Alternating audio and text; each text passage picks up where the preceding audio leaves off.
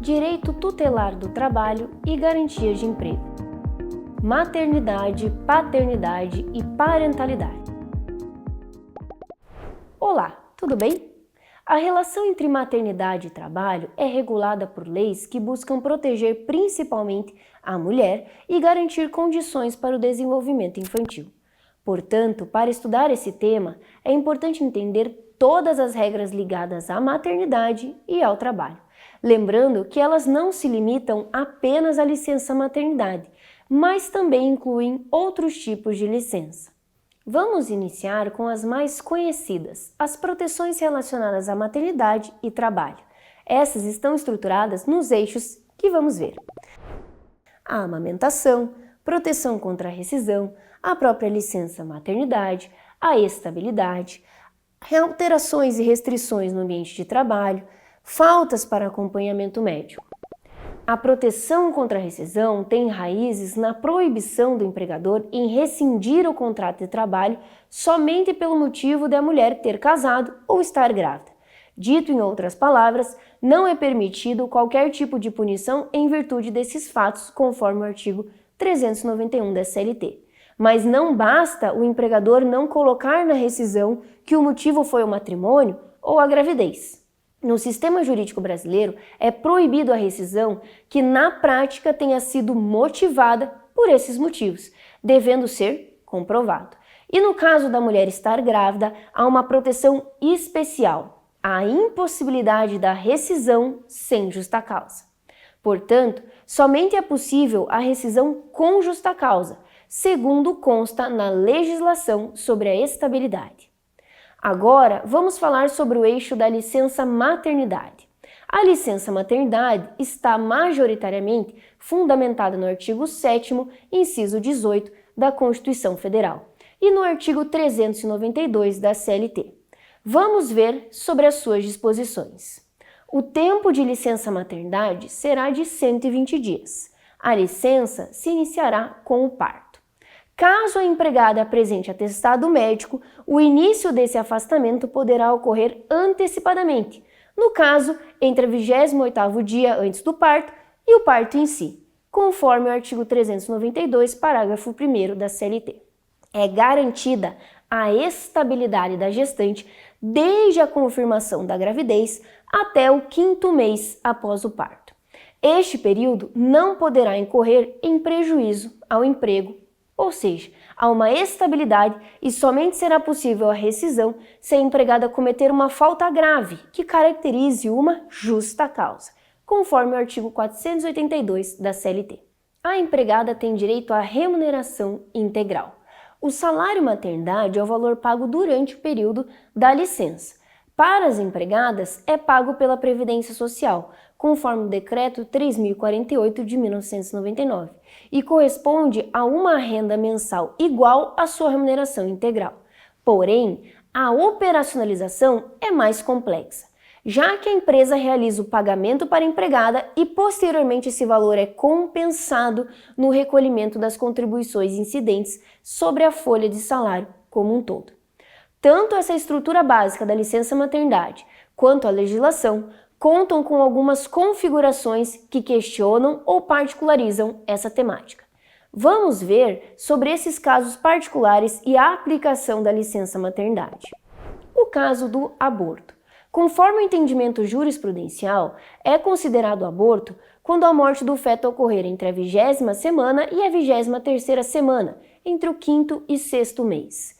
No caso de aborto não criminoso, espontâneo, decorrente de estupro ou risco de vida para a mãe, comprovado por atestado médico, a mulher terá direito ao repouso remunerado de 2 semanas, conforme o artigo 395 da CLT.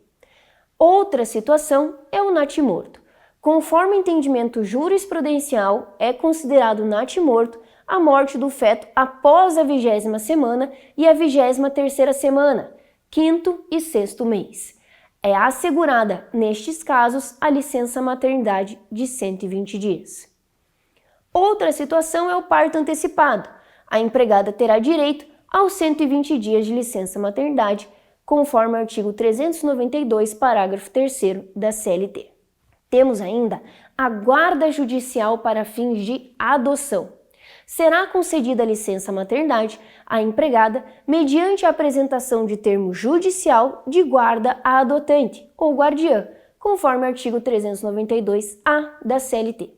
No caso de adoção ou guarda conjunta, será concedida a licença maternidade somente a um dos adotantes ou guardiões, conforme o artigo 392-A, parágrafo 5º da CLT.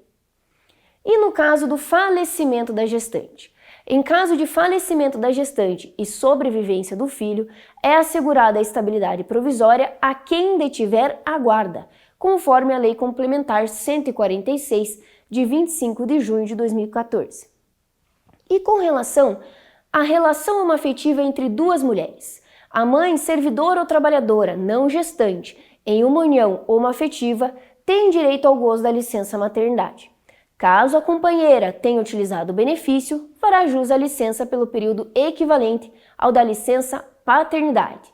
Então, somente uma das mulheres da relação usufruirá da licença maternidade e a outra da licença paternidade, conforme o tema 1072 do Supremo Tribunal Federal. No caso de adoção, aplica-se a licença maternidade a um dos adotantes, conforme o artigo 392-A, parágrafo 5º da CLT. E no caso de uma relação homoafetiva entre dois homens? No caso de adoção, aplica-se a licença maternidade a um dos adotantes, conforme o artigo 392-A, parágrafo 5º da CLT.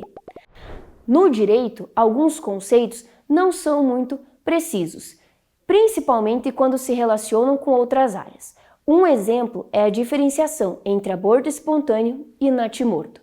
Segundo a Instrução Normativa da INSS número 45 de 2010, no artigo 294, que na época servia de base para os benefícios previdenciários, a licença maternidade era concedida quando houvesse parto, mesmo que o bebê nascesse sem vida a partir da 23ª semana. Porém, essa norma foi revogada e as seguintes não trouxeram mais esse marco de tempo.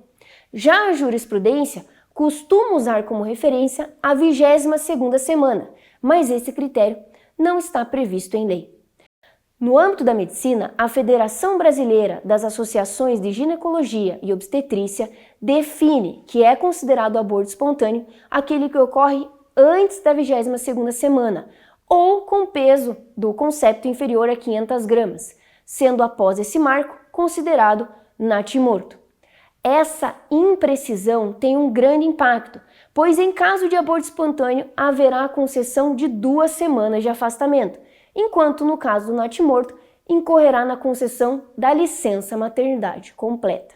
Há diversas normas de proteção à maternidade que buscam auxiliar na permanência no trabalho e conciliação com as responsabilidades familiares. Vamos ver.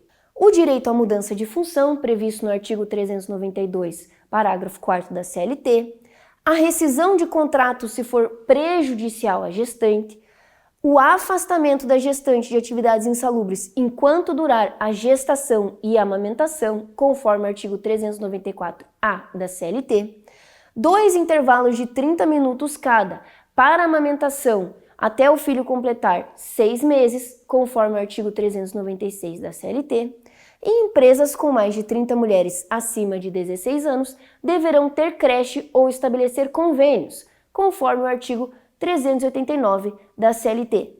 E ainda, considera-se como falta justificada 1 dia por ano para acompanhar filho de até 6 anos em consulta médica, conforme o artigo 473-10 e 11 da CLT.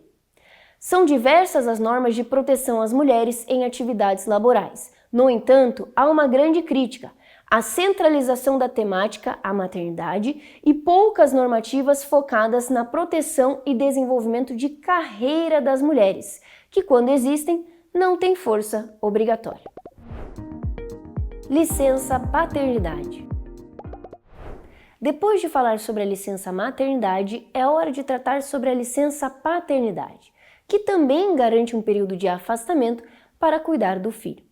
Esse direito aparece no artigo 7º, inciso 19 da Constituição, que prevê a licença paternidade nos termos fixados em lei.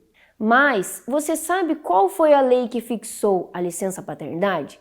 Bem, Na verdade, até hoje a licença paternidade não foi regulada, sendo aplicado o que está disposto no artigo 10º, parágrafo 1º do Ato das Disposições Constitucionais Transitórias, o ADCT, que prevê o seguinte: artigo 10º. Até que seja promulgada a lei complementar a que se refere o artigo 7º, inciso 1º da Constituição, e no seu parágrafo 1º, até que a lei venha disciplinar o disposto previsto no artigo 7º, inciso 19 da Constituição, o prazo da licença paternidade a que se refere o inciso é de 5 dias.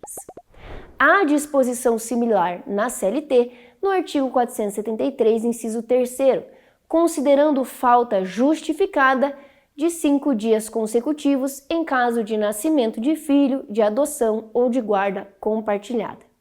Para que você possa compreender melhor essa diferença de tempo, reflita sobre o seguinte caso.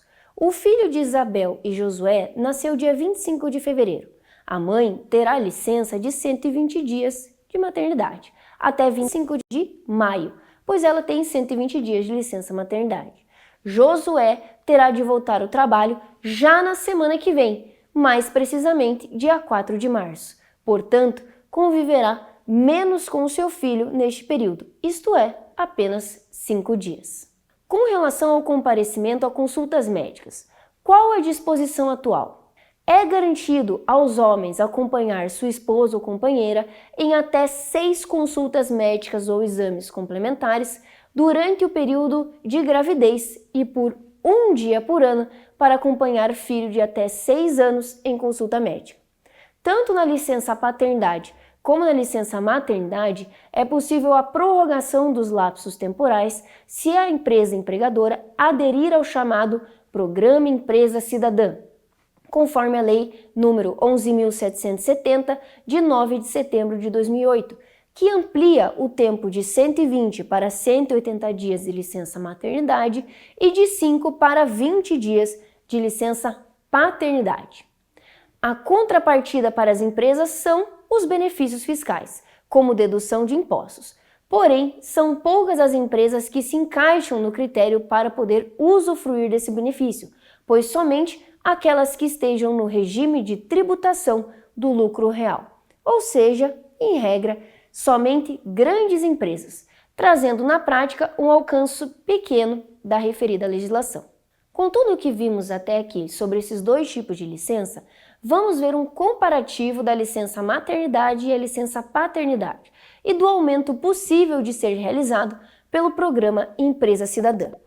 Vejam, disposição padrão com relação ao tempo. Enquanto a licença maternidade é 120 dias, a licença paternidade é de 5 dias. Mas é possível ampliar esse período com adesão ao programa Empresa Cidadã. Quanto que isso vai ser ampliado? A licença maternidade de 120 dias vai para 180 dias e a licença paternidade de 5 dias vai para 20 dias. Com relação à estabilidade, que é o período em que você não pode fazer a rescisão do contrato sem justa causa, no caso da licença maternidade, ela vai ocorrer do início da gravidez até 5 meses após o parto. E no caso da licença paternidade, não há previsão da estabilidade. As principais diferenças entre esses dois tipos de licença estão relacionadas ao tempo de duração e à estabilidade. No caso da licença paternidade, não há garantia de estabilidade no emprego. Contudo, durante o período de afastamento, não é possível a rescisão do contrato, já que se trata de uma interrupção temporária. Existem diversas discussões que vêm sendo levantadas sobre as situações apresentadas anteriormente, especialmente no que tange às relações homoafetivas, que partem do seguinte dilema. Nessas relações, há necessidade da escolha de quem irá usufruir a licença maternidade e quem irá usufruir a licença paternidade, impondo o exercício de papéis de gênero que não comportam a realidade dessas famílias. Além disso, para todas as relações, a própria configuração da licença maternidade e paternidade não compreendem a liberdade do casal em decidir como irão gerir o tempo dos estágios iniciais de vida da criança. E assim, a legislação existente não promove uma parentalidade responsável e compartilhável. A legislação impõe como todos deverão organizar a gestão de tempo e cuidado no período inicial da vida da criança, sendo obrigatoriamente um período maior para mulheres e um período ínfimo para os homens. São justamente essas diferenças e a tendência internacional que tensionam esses institutos para a composição de uma forma diferenciada de licença, estruturando-se propostas de licenças parentais. As propostas de licenças parentais se organizam ao redor das seguintes iniciativas: um período de tempo a ser usufruído simultaneamente e igualmente entre os genitores, a composição de um período somente para a mulher e um período compartilhado, e a composição de um período com livre escolha de fruição entre os genitores. Há países, como por exemplo a Finlândia, que compõem um período compartilhado de fruição para o pai ou para a mãe até a criança completar 3 anos, remunerado em 70% pela Seguridade Social. Já a Grécia, há 26 semanas para a fruição pelos pais, porém sem remuneração.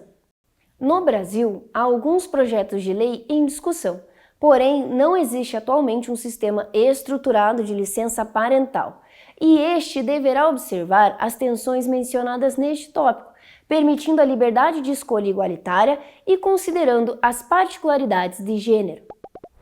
Estudamos a estrutura do sistema brasileiro a respeito da licença maternidade e licença paternidade, bem como situações que tensionam a regulação atual e propostas como a licença parental.